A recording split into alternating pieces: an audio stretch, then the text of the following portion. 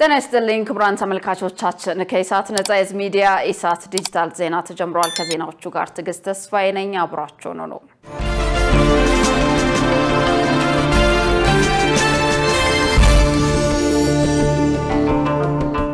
ቀዳሚ ወዳደረግነው መረጃ አልፋለሁ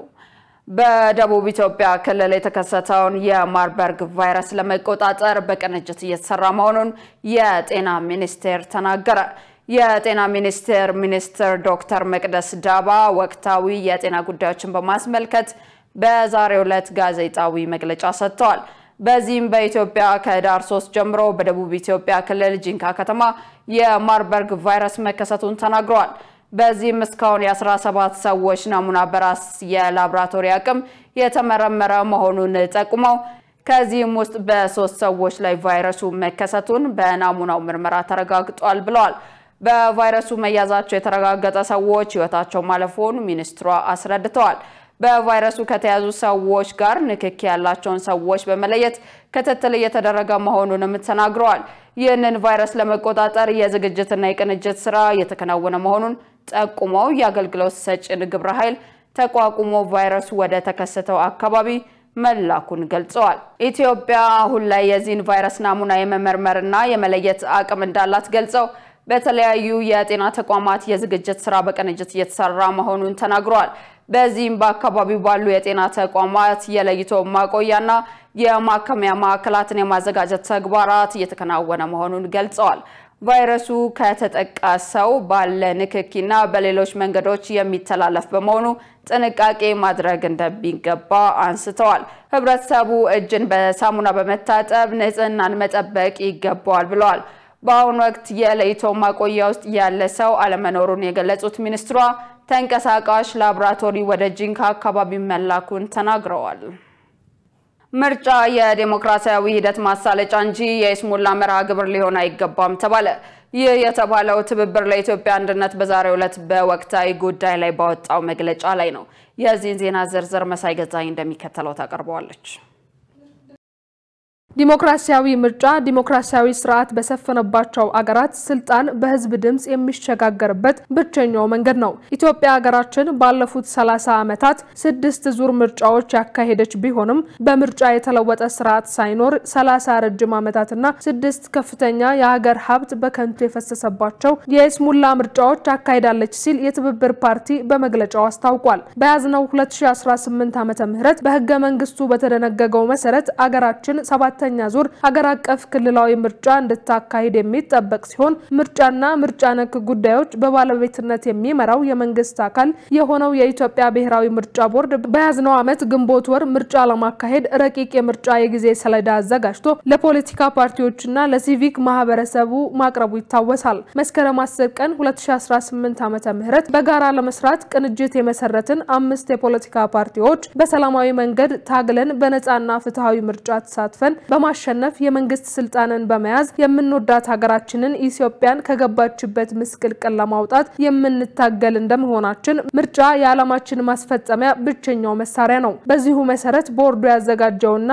በቦርዱ እቅድ መሰረት በቅርቡ እንደሚጀመር የሚጠበቀው የምርጫ ሂደት እንደ ከፍተኛ ባለድርሻ አካል በቅርበት እየተከታተልን እንገኛለን ለምርጫ ክንውን መሰረት ተብለው ከሚጠቀሱ ግንባር ቀደም ጉዳዮች ውስጥ የሀገራችን ሰላምና ጸጥታ የተረጋጋ ለመሆኑና ሀገራችን ለተከታታይ ዓመታት የእርስ በርስ ጦርነት ውስጥ በመቀጠሏ ምርጫው በአግባቡ መከናወን መቻል ከፍተኛ ጥያቄ ውስጥ የሚከት ነው ከቅርብ ጊዜያት በሀገሪቱ አንዳንድ አካባቢዎች እያጋጠሙ ያሉ የጸጥታ ችግሮች በአማራ ክልል ከ2 ዓመታት በላይ የዘለቀው የእርስ በርስ ጦርነት በኦሮሚያ ክልል ከ5 ዓመታት በላይ የቀጠለው የእርስ በርስ ጦርነትና ተደጋጋሚ የዜጎች እገታና በእነዚህም አካባቢዎች ምርጫ ማካሄድ የማይቻልበት ሁኔታ ፈጥረዋል በሌሎች የጦርነትና የጥይት ድምጽ የማይሰማባቸው የሀገራችን አካባቢዎች ቢሆንም የሰፈነው መንፈስ ጦርነት እየተካሄደ ከሚገኝባቸው አካባቢዎች የተለየ እንዳልሆነ በየቀኑ የሚደርሱን የቀን ተቀን መረጃዎች ማሳያ ናቸው እኛ የቅንጅቱ አባል ፓርቲዎች በአገራችን በተለያየ አካባቢዎች እየተካሄዱ ላሉ ጦርነቶች ሰላማዊ የፖለቲካ መፍትሄ ሊበጅላቸው ይገባል ብለን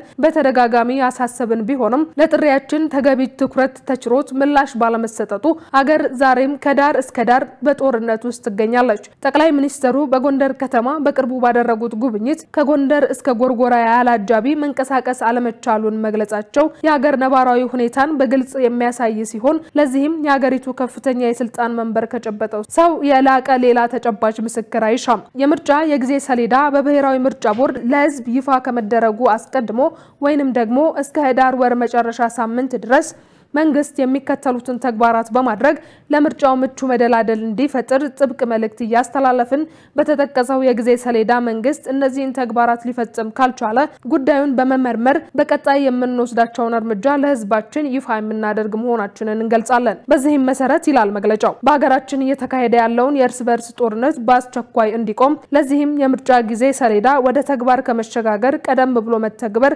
የተረጋገጠ እርምጃ በመውሰድ ለምርጫ አመቺ ሁኔታ መፈጠሩ መንግስት ግልጽ እንዲያደርግ ታዋቂ ኃይሎችም ይህንን እንዲያረጋግጡና ህዝብም ይህንን እንዲመሰክር አበክረን እናሳስባለን ሲል የትብብር ፓርቲ የጋራ ያቋም መግለጫ አስታውቋል። ክቡራን ተመልካቾቻችን ከኢሳት ነጻ ሚዲያ ኢሳት ዲጂታል አሁንም እንደቀጠለ ነው። በቀጣይነት ወደ ውጭ ዘገባዎች አምራለሁ። የዶናልድ ትራምፕን ወታደራዊ ጣልቃ ገብነት በመቃወም በናይጄሪያ የተቃውሞ ሰልፍ ተካሄደ። ናይጄሪያ የቀረበባትን ወቀሳ በሙሉ ውድቅ አድርጋለች። ሸሪፍ ኢማም ተጨማሪ ያለው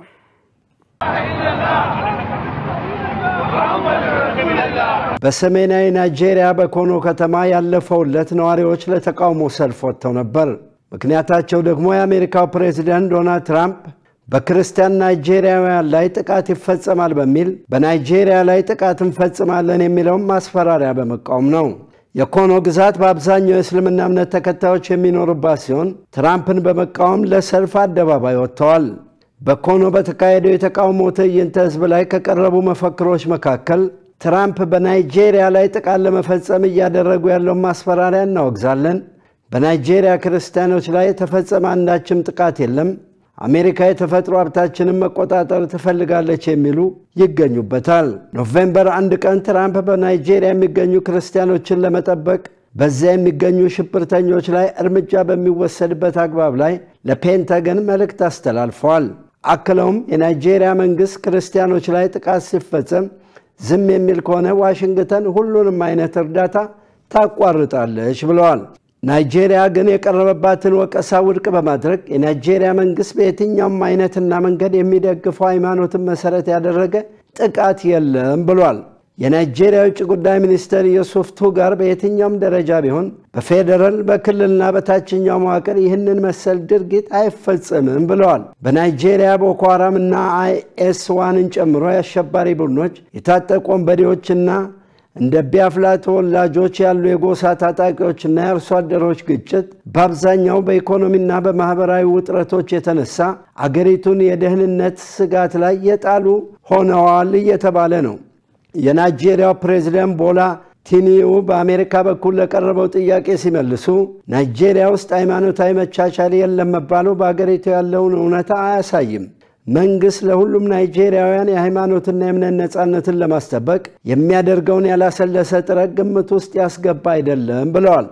ዞንግ የተሰኘው ናይጄሪያዊ ገበሬ በሰጠው አስተያየት በቅርብ ጊዜያት ተባብሶ በቀጠለው ጥቃት ሳቢያ ጓደኞቹና ዘመዶቹን በጦርነት ማጣቱ ለጭንቀት እንደዳረገው ገልጿል። ያለን የደህንነት ጥበቃ ሲስተም የከሸፈ ነው፣ በዚህም መንግስትን ተጠያቂና ተወቃሽ እናደርጋለን ብሏል። በባለስልጣናት በኩል የሚደርሱ ጥቃቶችን ያስቆሙልናል የሚለው ተስፋችን ተሟጧል ብሏል። ናይጄሪያ ዓለማዊ ሀገር ናት። የህዝብ ብዛቷ 220 ሚሊዮን ሲሆን ከነዚህ መካከል 45 ከመቶ ክርስቲያን ሲሆኑ 53 ከመቶ ደግሞ ሙስሊሞች ናቸው። ናይጄሪያ ከ250 በላይ ብሔር ብሔረሰቦች ያሉባትም ሀገር ናት። ዜናውን ስናዘጋጅ አናዶሉና አልጀዚራን በመረጃ ምንጭነት ተጠቅመናል። ክቡራን ተመልካቾቻችን ከኢሳት ነጻ የህዝብ ሚዲያ ኢሳት ዲጂታል ዜናችን በዚሁ ተጠናቋል። ዜናዎቹን የመራው ትግስት ተስፋ አብሬያችሁ ቆየው። መልካም ጊዜ